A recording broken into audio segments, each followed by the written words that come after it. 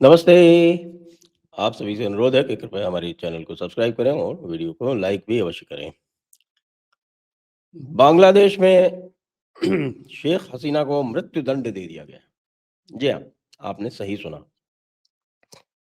एक staged trial में पिछले वर्ष जो जुलाई-अगस्त में दंगे हुए थे और जुलाई-अगस्त के दंगों के लिए जो कार्रवाई की गई थी, उसके लिए शेख हसीना को पूरी तरह से दोषी ठहराते हुए क्योंकि उनके जो एक पुलिस अफ़सर थे, टॉप पुलिस अफ़सर, वो अप्रूवर बन गए और उनके अप्रूवर के बेसिस पे शेख हसीना को कन्विक्ट किया गया। उन्होंने कहा कि साहब शेख हसीना ने कहा कि सारे ये रज़ाकारों को मार डालो और ये प्रोटेस्टर्स हैं, इनके ऊपर गोली चलाओ, इनको खत्म कर दो, इत्यादि-इत्यादि बातें कह के एक स्टेज्ड ट्रायल किया गया और स्टेज ट्रायल करके उन अधिकारों के लिए जो कि प्राइम मिनिस्टर में निहित होते हैं, उन अधिकारियों के लिए जो पुलिस अधिकारियों में निहित होते हैं, उन अधिकारों के लिए जिनकी सहायता से दंगे और फ़साद रोके जाते हैं, उन अधिकारियों के लिए शेख हसीना को बांग्लादेश के कंगारू कोर्ट ने मृत्युदंड सुना दिया है। लेकिन बात यहाँ नहीं रुकती है। बात ये है कि ये मृत्युदंड शेख हसीना को सुनाया ज़रूर गया है, लेकिन संदेश भारत को दिया गया है। जी हाँ, संदेश भारत को दिया गया है कि देखो, तुम्हारी तो ये दोस्त थी ना, तुम्हारे दोस्त का हमने ये हाल किया है, लेकिन भाई साहब बांग्लादेश में चारों तरफ इस समय दंगे हो रहे हैं और अब इन दंगों को निपटने के लिए मुझे बताया गया है कि शूट एट साइट का आदेश दे दिया गया है। तो भई ये जो शूट एट साइट का आदेश अब दिया गया है, इसका दायित्व किस पर जाएगा? यूनुस मियाँ पर। यूनुस मियाँ तो किसी भी तरह से लेजिटिमेट हैं ही नहीं। भारत ने भी उनको लेजिटिमेट नहीं माना है। लेकिन जब आप जाएँगे इसके इसकी विशालता में, जब आप जाएँगे इसके एक होलिस्टिक एनालिसिस में, तब आप देखेंगे कि किस तरह से बांग्लादेश और पाकिस्तान में एक तारतम्य बैठाला जा रहा है और बैठाने वाला जो है वो कोई और है और वह और कौन है वो हम सब जानते हैं। वो और कोई नहीं है, वह तथाकथित डीप स्टेट है। लेकिन डीप स्टेट बांग्लादेश में बुरी तरह से फेल हो रहा है।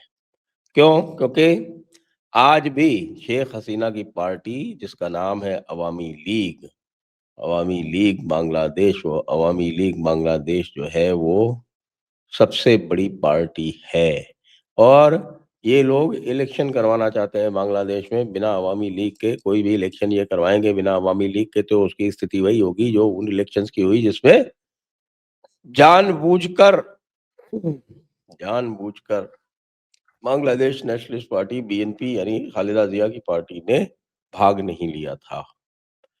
अब जो कुछ भी है अब यूनुस के मुँह में लग गया है खून।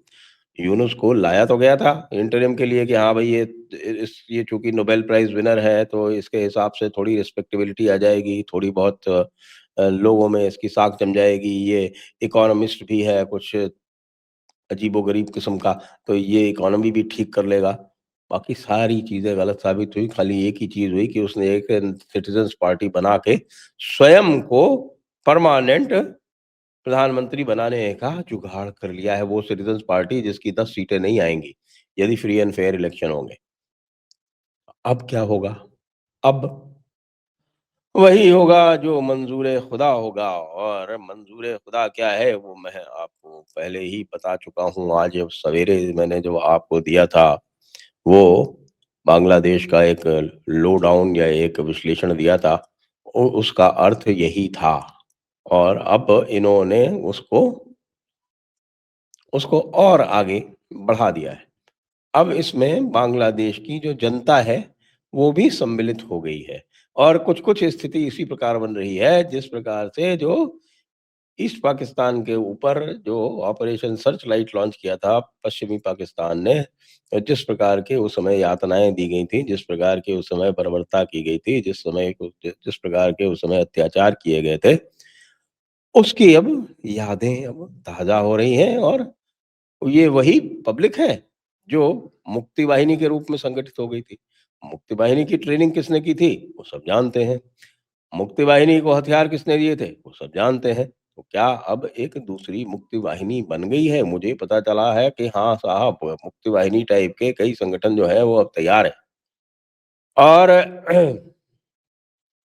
ये जो अचानक एक प्रोटेस्ट का माहौल बना, एक जिसको कह रहे हैं कि वायलेंट प्रोटेस्ट भी हैं कई स्थानों पर, वो जो प्रोटेस्ट चल रही हैं, वो अपने आप में एक सूचना दे रही हैं।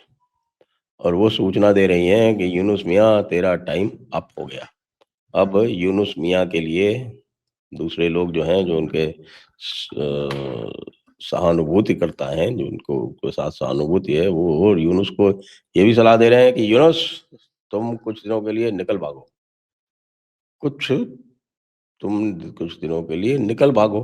अब मैंने आपको सवेरे बताया था कि किस तरह से जो इंटरिम होम सेक्रेटरी बनाए गए हैं, किस तरह से जो ढाका नॉर्थ कॉरपोरेशन के सीईओ हैं, ये सारे लोग जो थे, ये पाकिस्तान के साथ मिल के षड्यंत्र रच रहे थे कि किस तरह से भारत को तंग किया जाए। मतलब इनका कोई भी जो निशाना है या इनका कोई जो उद्देश्य है, वो बांग्लादेश को ठीक करना तो है ही नहीं। सभी देख रहे हैं कि ये सारा का सारा जो ऑर्केस्ट्रेट किया जा रहा है, वो कि किसी तरह से भारत को चारों तरफ से घेर लिया जाए। भाई तुम क्या करोगे भारत को घेर के? तुम्हारी आर्मी तुम्हारे साथ है नहीं। बीजीबी जो है, वो अब तुमको बॉर्डर से हटानी पड़ रही है। इतने दंगे हो गए हैं कि बीजीबी को तुमको लगाना पड़ रहा है ढाका में और अन्य बड़े शहरों में। तो जब तुम्हारे बीजीबी है ही नहीं, तुम्हारे जो बॉर्डर पोस्ट हैं वो खाली पड़े हुए हैं, तो तुम क्या कर पाओगे? इसी के साथ-साथ आप देख रहे हैं कि पश्चिम बंगाल में जो मूवमेंट चल रहा है, वो पश्चिम बंगाल में एसआईआर के बाद में बड़ी संख्या में बांग्लादेशी भाग रहे हैं। बांग्लादेशी भाग रहे हैं, भाग के कुछ सीमावर्ती गाँवों में छुप भी रहे हैं और वहाँ से पकड़े जा रहे हैं और पकड़े जाके पुशबैक किए जा रहे हैं। उसके अतिरिक्त तो कुछ लोग जो देख रहे हैं, जिनको तेल और तेल की धार का पता चल गया है, वो सीधे-सीधे बांग्लादेश भागे जा रहे हैं और उनको कोई नहीं रोक रहा। आप ये देखें कि बांग्लादेशियों के पुशबैक को कोई नहीं रोक रहा। बांग्लादेशी जो जाना चाहते हैं क्रॉस करके बाढ़, उनको भी कोई नहीं रोक रहा। अभी अभी एक वीडियो चल रहा है, वो हकीमपुर बॉर्डर है आपके, वहाँ हकीमपुर बॉर्डर से लगातार आवाजाही जारी है। लोग तमिलनाडु से आ रहे हैं, लोग कर्नाटका से आ रहे हैं, लोग अन्य स्थानों में जहाँ भी एसआईआर हो रहा है, वहाँ से आ रहे हैं और बांग्लादेश वापस जा रहे हैं। इसका अभी कोई करेक्ट एस्टीमेट तो है नहीं, लेकिन टेन्स ऑफ लैक्स की संख्या बताई जा रही है कि इतने वापस चले गए। ये हो गया है तो फिर जो बांग्लादेश का सबसे बड़ा एक सहारा था, यानी कि ममता बनर्जी, वो भी उनके हाथ से चला जाएगा, तो फिर ये करना क्या चाहता है? आखिरकार यूनुस करना क्या चाहता है? बांग्लादेश में यदि हालात बहुत बिगड़ेंगे तो भारत को भी सावधान रहना पड़ेगा कि भाई बांग्लादेश से कोई नई समस्या, यानी कोई नया जो है वो इमिग्रेशन कहीं भारत में ना आरंभ हो जाए। ऐसा होगा तो फिर तो बड़ी समस्या हो जाएगी। हम लेकिन पूरी तरह से अलर्ट हैं। इस समय केवल एक ही तरफ हो रहा है।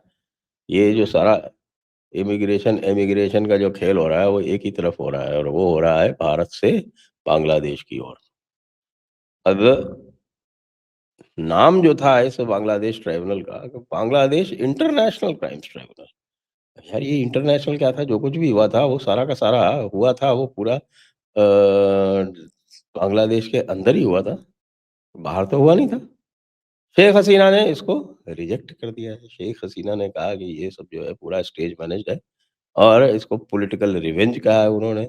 इन्होंने इंटरनेशनल क्राइम्स ट्रिब्यूनल को एक फेक कोर्ट भी कहा है और जिन्हें कहा कि भाई वर्डिक्ट जो है उनके एब्सेंस में दिया गया है without any chance to defend herself. It's a joke and it is a joke actually, and she is safe. Safe जो है वो पूरी तरह से सेफ है वो भारत में। उनका कुछ भी बाल-बाका हो नहीं सकता। अवामी लीग कह रहे हैं कि साहब, अवामी लीग ने बांग्लादेश को भारत को बेच दिया।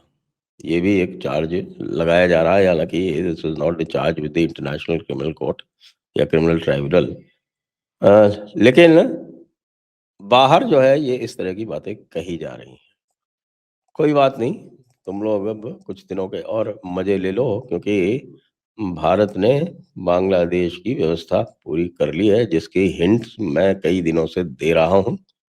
और अब ये जो कार्यक्रम है, यह और भी तेज़ी से आगे बढ़ेंगे। अब तो जो अवामी लीग के एक्टिविस्ट्स हैं, वो भी खुल के आ गए और वो खुल के भारत और भारत की सेनाओं के साथ में हैं, ये भी जान लें।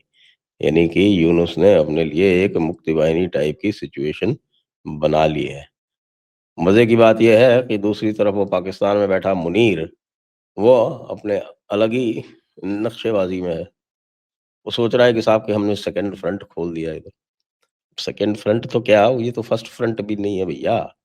ये कोई भी फ्रंट नहीं है। ये 0.1 फ्रंट भी नहीं है। इससे तो जो 0.5 फ्रंट जो भारत के अंदर है, वो स्ट्रॉन्ग है। तो इसलिए निकालिए पॉपकॉर्न और तैयार हो जाइए ये पूरा थिएटर देखने के लिए। जय हिंद, जय भारत, वंदे मातरम।